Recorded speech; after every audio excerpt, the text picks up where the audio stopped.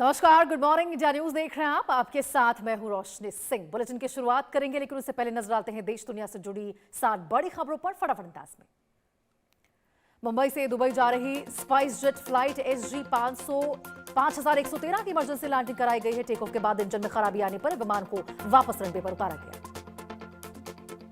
हरियाणा के नूंह में प्रशासन ने अवैध कॉलोनियों पर बुलडोजर कार्रवाई की है। 3 कॉलोनियों में बने कच्चे निर्माण सड़कें और ढांचे JCB के माध्यम से ध्वस्त किए हैं। बांग्लादेश में भारत के वीजा केंद्रों पर भारी भीड़ देखने को मिली है। भारत आने के लिए बड़ी संख्या में बांग्लादेशी नागरिक लंबी कतारों में खड़े होकर वीजा के लिए आवेदन कर रहे हैं। महाराष्ट्र में मानसून ने रफ्तार पकड़ी। मुंबई में मौसम का मिजाज बदला। कई इलाकों में तेज हवाओं के साथ बारिश, जबकि नवी मुंबई में जलभराव की स्थिति बनी। दिल्ली मेट्रो की ब्लू लाइन पर तकनीकी खराबी आने से सेवाएं लगभग आधे घंटे से बाधित रही है। द्वारका वैशाली रूट पर मेट्रो संचालन प्रभावित हुआ। भोपाल में यूथ कांग्रेस की बैठक के दौरान जमकर हंगामा। जिला अध्यक्ष और प्रदेश सचिव के बीच तीखी नोकझोंक, जिसके बाद कार्यकर्ताओं के बीच धक्का मुक्की भी देखने को मिली। मंगलुरु तट पर मछली पकड़ने वाली नाव डूबी। भारतीय तट रक्षक बल ने त्वरित रेस्क्यू करके नाव पर सवार सभी 6 लोगों को सुरक्षित बचाया। समाजवादी पार्टी के चीफ व्हिप और मुरादाबाद की कांट सीट से विधायक कमाल अख्तर ने दिया इस्तीफा। सुप्रीम कोर्ट ने केंद्र सरकार ने कहा 20% इथेनॉल ब्लेडिंग वाला E20 पेट्रोल फिलहाल केवल एक प्रयोग है। सरकार ने बताया है कि अभी पेट्रोल स्टेज में है, ट्रायल स्टेज में है। मुंबई के चेंबूर में स्कूल वैन पर पेड़ गिरने से बड़ा हादसा। इस घटना में एक बच्चे की मौत हो चुकी है, कई बच्चे घायल हुए। पश्चिम बंगाल में TMC नेता अद्वैत दास और उनके बेटे के लोगों ने पिटाई की है। आरोप है कि अद्वैत दास ने बीजेपी कार्यकर्ताओं को पीटा था। कछवा पुलिस ने आतंकी हाजी लतीफ को गिरफ्तार करके कोर्ट में पेश किया है, जहां उसे 10 दिन की पुलिस कस्टडी में भेजा गया है कि वो जैश-ए-मोहम्मद के आतंकियों के मददगार को पुलिस ने गिरफ्तार किया। रावलकोट में प्रदर्शनकारियों ने बड़ा ऐलान किया है, POJ के पाकिस्तान का हिस्सा नहीं।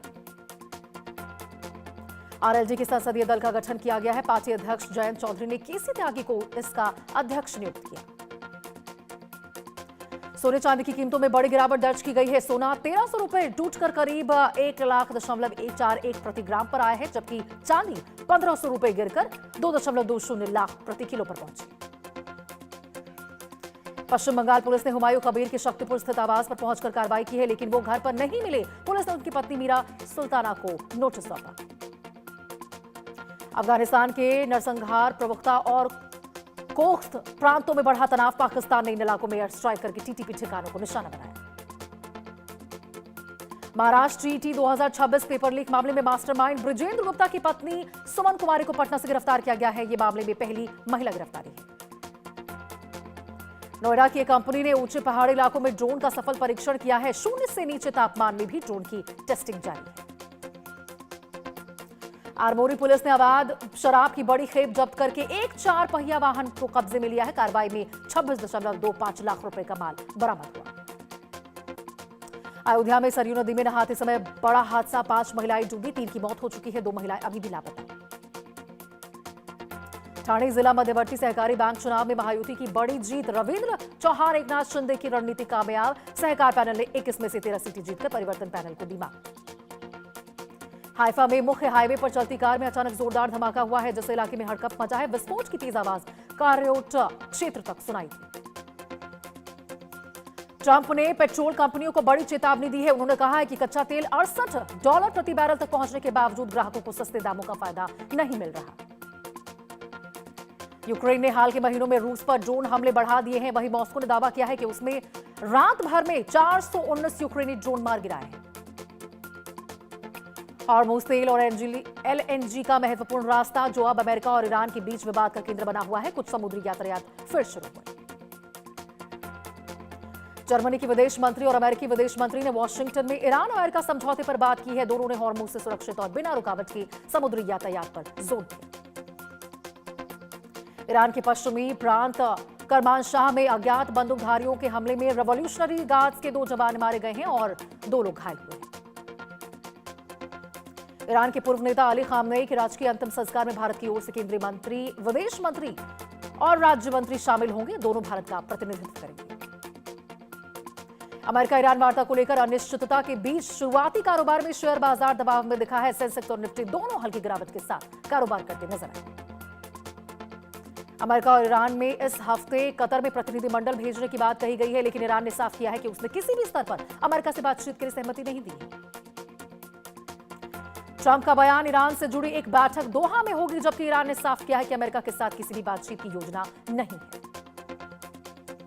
अमेरिका के विदेश मंत्री ने जर्मनी के विदेश मंत्री से मध्य पूर्व और ईरान के परमाणु मुद्दे पर बातचीत की है। दोनों देशों ने यह दोहराया है कि वे नहीं चाहते कि ईरान परमाणु हथियार हासिल करे। ईरान ने अमेरिका के साथ समझौते को लेकर अपनी प्रतिबद्धता जताई है, लेकिन साथ ही चेतावनी दी है कि अगर स्थिति बिगड़ती है तो तेहरान कड़ा जवाब देगा। ट्रंप की चेतावनी के बाद अमेरिका और ईरान के बीच अस्थायी संघर्ष विराम पर सहमति जताई गई है और इससे पहले हुए हमलों ने हॉर्मुज के व्यापार को कई दिनों तक प्रभावित किया। इजरायल के संयुक्त राष्ट्र दूत ने अमेरिका की मध्यस्थता से हुए लेबनान समझौते को हिजबुल्लाह और ईरान के लिए बुरी खबर बताया है। यह समझौता इन दोनों देशों को कमजोर करेगा। कतर में अमेरिका ईरान वार्ता आधार में अटकी हुई है। ईरान बोला मीटिंग अभी तय नहीं, वार्ता पर सस्पेंस अभी भी बरकरार। डोनाल्ड ट्रंप के दावे को तेहरान ने नकारा। मध्य पूर्व में कूटनीतिक तनाव फिर बढ़ा। आज होनी थी अमेरिका ईरान में बातचीत। भारत दौरे को लेकर अमेरिकी राजदूत सर्जियो गोर ने कहा, अगले साल भारत दौरे पर आ सकते हैं ट्रंप। पेट्रोल की कीमतों पर ट्रंप का बड़ा बयान। ट्रंप बोले, पेट्रोल की कीमतें तुरंत घटाई जाए। हॉर्मुज स्ट्रेट पर ईरान का बड़ा दावा। हॉर्मुज पर अगले 1 महीने तक ईरान का कंट्रोल। प्रशांत महासागर में चीन को बड़ा झटका। वानुआतू से चीनी मिलिट्री बेस पर लगाया ब्रेक। ऑस्ट्रेलिया संघ सुरक्षा समझौते पर मुहर। हॉर्मुज को लेकर अरागची ने ट्रंप को चेताया, इसमें कोई दूसरा देश दखल ना दे। ईरान के बीच हॉर्मुज विवाद का मुख्य बिंदु बना है। जून में रूसी तेल आयात ने तोड़े रिकॉर्ड। भारत ने प्रतिदिन 2.66 मिलियन बैरल आयात किया। जर्मनी में ताबड़तोड़ गोलीबारी में 6 लोगों की मौत हुई है। हैम्बर्ग के पास एक सेंटर पर हुई वारदात। भारतीय बंदरगाहों पर रूसी टैंकरों की भरमार। मई के मुकाबले जून में लगाई बड़ी छलांग। लेबनान में हिजबुल्लाह का अंडरग्राउंड ठिकाना। इजरायल ने सुरंग का किया खुलासा। भारी हथियारों का जखीरा बरामद किया।